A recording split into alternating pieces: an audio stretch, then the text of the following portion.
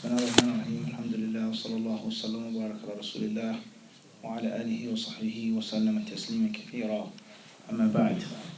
Very brief piece of advice, inshallah, and that's with regards to the new year. Obviously, and it isn't a new Hijri year, it's a common era year. The year based off of the calendar and the calculation of time of the non-Muslims. Allah Azza wa Jalla tells us in His glorious book, ثم جعلناك على شريعة من الأمر فاتبعها ولا تتبع أهواء الذين لا يعلمون. And then we made you, O Muhammad sallallahu alaihi wasallam, on a sharia, a path and a way, a clear, broad road. So follow it, and don't follow the desires of those who are ignorant. So the Muslims, we are to have our own customs, our own traditions, our own practices, and our own calendar as well. However, due to the fact that we live in America, we live in New York City, we live in the Western countries, there's no doubt that the modern or the common era, the calendar used by the kuffar, is something that affects us all. When we work, when we travel, when you're off, when you get paid, the calendar is a reality. So it's a new year in this system of time calculation. So what's going to be your position? What are you going to do with this new year? Are you going to be the same person that you were last year? You have the same bad habits, same shortcomings, same faults. What are you going to do? Or not even looking at it from a negative perspective, the good things that you did last year, the positive things, the acts of worship, are you going to do them more? Are you going to be more consistent? Allah Azza wa Jalla, He tells in His glorious book, إِنَّ اللَّهَ لَا يُغَيِّرُ مَا بِقَوْمٍ حَتَّى يُغَيِّرُوا مَا بِأَنفُسِهِمْ. Allah doesn't change what's with the people until they change that is with themselves first. Most people, they believe that this verse is pertaining to something negative, that Allah won't fix the problems of a people until they themselves make an effort, which is partially true. But this verse also means Allah never removes a ni'mah from a people until they remove it from themselves. Allah never strips them from a blessing, from a good practice, until they themselves abandon it and leave it off themselves. So we look at the positive and the negative. What you did last year of khair, are you going to do it again this year? What you did of shar, are you going to do it this year? What is going to be your position?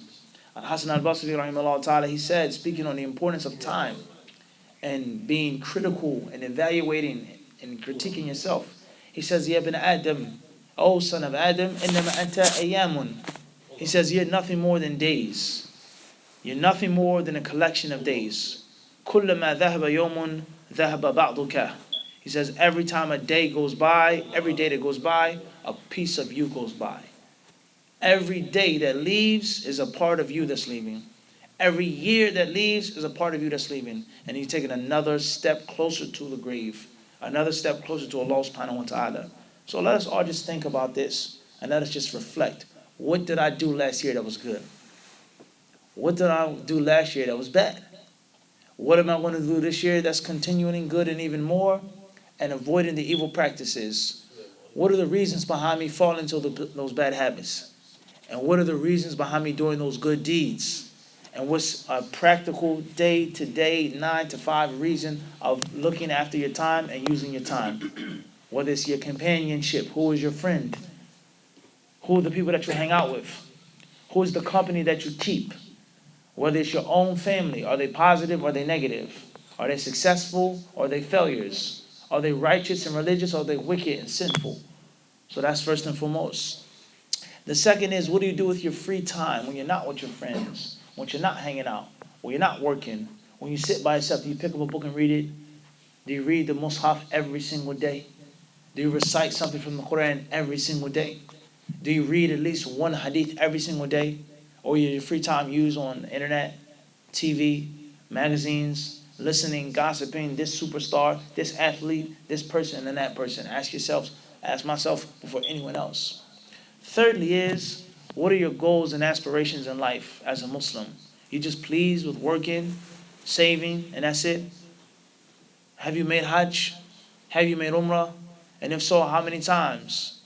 Are you pleased with the situation that you have? Is this life to you? Is that everything? The dunya? Nothing more, nothing else?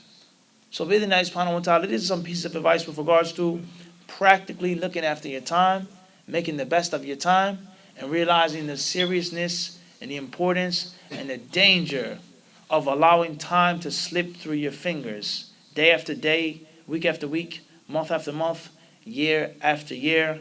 Allah subhanahu wa ta'ala surely knows best. We ask Him to give us all the success, to guide us to the straight path, and allow us to hold fast to His rope collectively together. Wallahu a'lam.